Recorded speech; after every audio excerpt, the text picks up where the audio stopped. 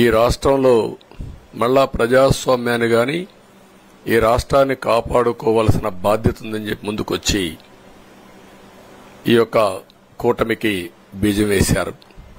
వారిని మనస్ఫూర్తిగా అభినందిస్తున్నాం. ఆ తర్వాత బీజేపీ కూడా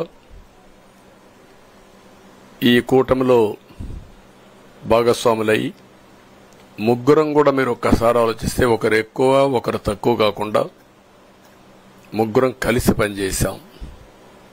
బేషిజాలు ఎక్కడా లేకుండా మేము ఏదైతే చెప్పామో ప్రజలు గెలవాలి, రాష్ట్రం నిలబడాలి, దీనికోసం పై స్థాయి నుంచి ఢిల్లీ నుంచి వచ్చినటువంటి బీజేపీ నాయకులు గాని, ప్రధానమంత్రి అమిత్ షా గారు గాని, ఇక్కడుండే పవన్ కళ్యాణ్ గాని, తెలుగుదేశం పార్టీ కేంద్ర నాయకత్వం నుంచి కింది వరకు అందరం కూడా ఒక ట్రూ స్పిరిట్ తో పనిచేశాం. 175 అసెంబ్లీలు, 25 అసెంబ్లీలు అన్ని పార్టీలకు సంబంధించిన సీట్లుగా ఎన్డీఏలో భాగస్వాములుగా ఒక బాధ్యతతో ముందుకు పోయాం.